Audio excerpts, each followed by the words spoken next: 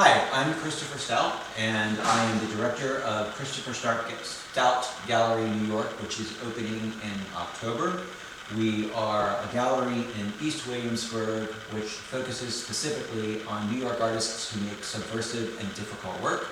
We are sitting here in NARS Foundation in Brooklyn. We are sitting in the studio of my dear friend and artist Phoenix Lindsey-Hall. And we are sitting here in preparation of the gallery's debut solo, which is Phoenix's work, which again opens October 2nd. Thanks for having us. Thanks for coming. I should note that this is by no means the first time that we've worked together. Yeah. The gallery is sort of an offshoot and a specific new project that began in Bushwick Art Group, which is a not-for-profit think tank that I founded and have run for the last 3 years. And with Bushwick Art Group, we were able to show your work first upstate New York about a year ago, and then we showed it a second time in Miami at a fair project during Basel Week. And so this is the third time we finally get to show it at home, Yeah. which is nice.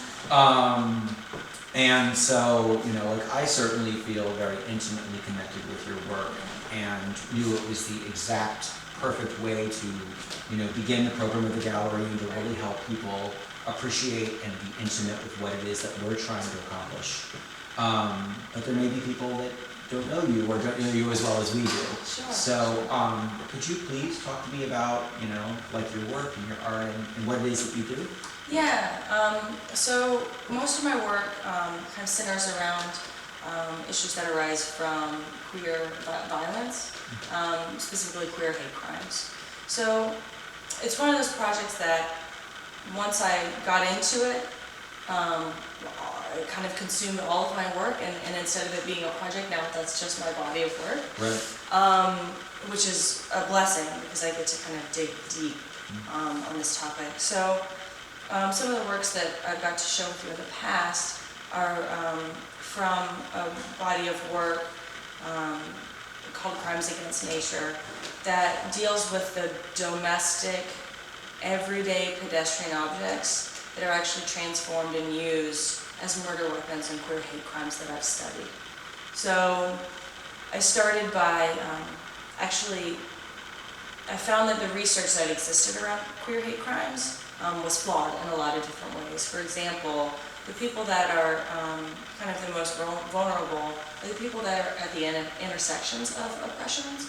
So a trans person of color is going to be significantly, more vulnerable or susceptible to this type of violence than other, straight or rather gay white men. Someone like me.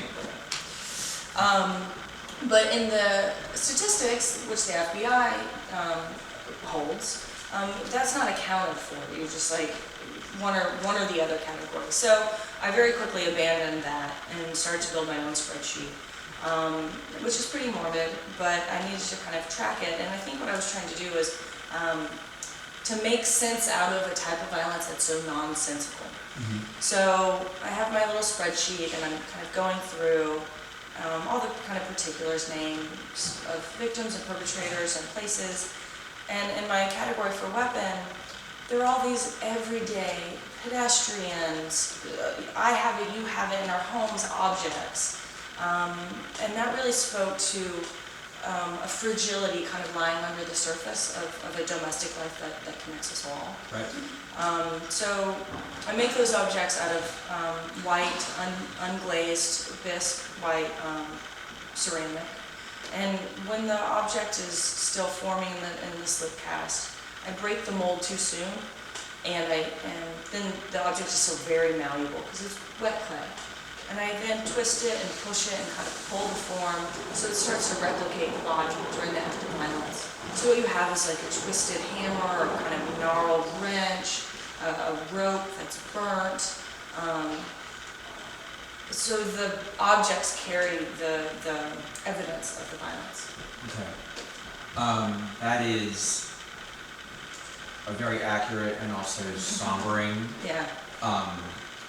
representation of what you do, and it probably probably is a good time to just draw right into Sure. the pieces around us, which is what you're preparing Yeah. for Yeah, so October. I was really excited when I first saw the space that we're shortly moving into, because I thought it was going to be perfect for a project I wanted to do for years. Right. And so what I'm doing for October is building, I'm building the fence where Matthew Shepard was beaten and left to die at in 1998 in Wyoming. Right. I'm building it out of white porcelain, unglazed porcelain. So back up really quick, Sure. because we've talked about this before.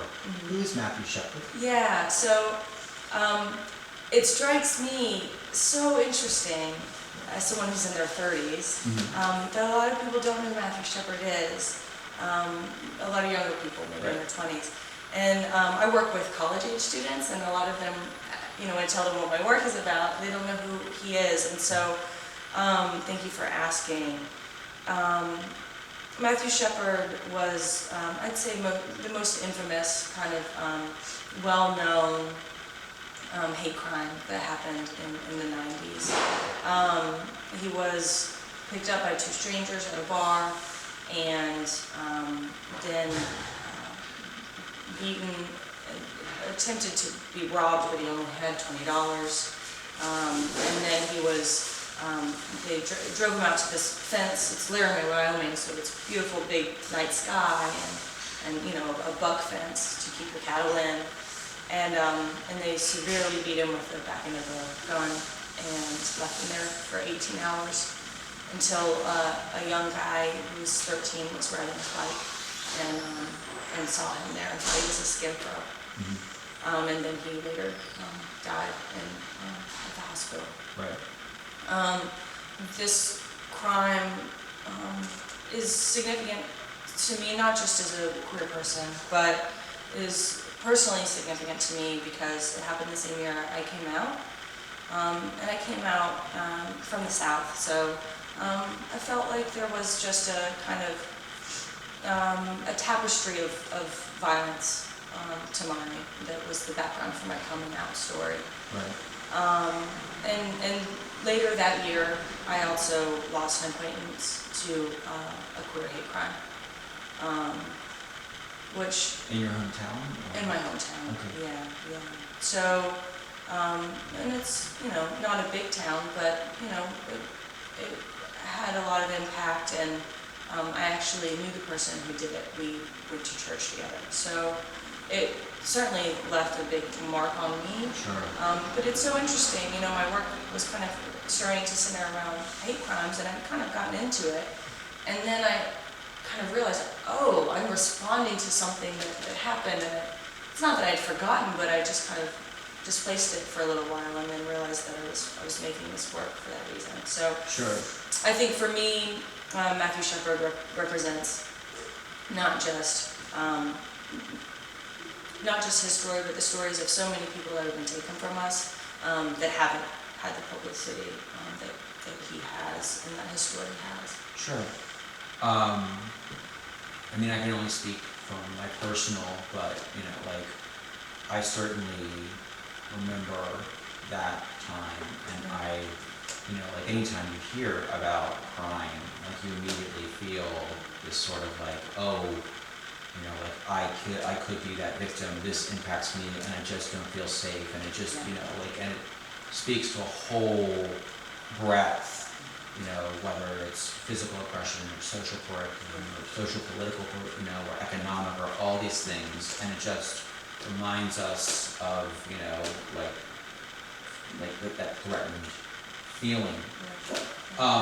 And it also certainly explains to me why you were willing to take upon yourself a project with such a huge, and I'm actually going to use that as a way to like change gears a little bit. You know, like I want to talk because, you know, there are a couple of big, you know, ideas here, and the first is sort of like why this work had to be. But there are, you know, other people, including myself in this category, as well as, you know, how did this work be because, you know, like, is it 14 feet? Yeah, I think it'll fall between 14 and 16 feet. Okay. It's a You challenge. can see the seams Yeah, where yeah. it's coming. So essentially making a life-size fence out of porcelain. Right. Wow. Yeah. So that they're a huge. I always say anytime I talk to my dad on the phone, well, I'm having a hard time with this work, and then we come around to say, well, I guess this is what being an artist is. It's being a problem solver. Right. And he and I kind of have that in common. So I am lucky enough that I have access to a kiln. So I was able to fire the things. But I don't have a 6-foot kiln, and nobody that I could afford does in Manhattan either. So so I just decided I would have to use what I had. Right. And so I for these 6-foot long logs, I did them in 3 sections. So each section has a kind of 2-foot section. And then use a kind of intense mixture of epoxy, grinding, the porcelain to make fine porcelain powder to get the colors to match, and magic sculpt to help with fill seams too. So there's a whole kind of process to make the pieces seamless. Sure. And then the whole thing is actually held together with bolts. So I'm kind of embedding weld nuts inside and then bolting them together, so it only goes together one way, which helps. There can't be friction, it can't fall over. I mean, it's like the most delicate thing. Right. Yeah. So you can see this in process, and there are pictures of this on our website. So in closing, I just wanted to specifically invite everyone to the space during the month of October, and specifically to the opening, which will happen on the 2nd. And then we will figure out and publish a day and time for an artist lecture for you to speak about this work and other work as well. And more than anything else, I also just want to say thank you for being our debut exhibition and for the work that you do and for all the important things that it accomplishes. So thank you so much. Yeah, thank you.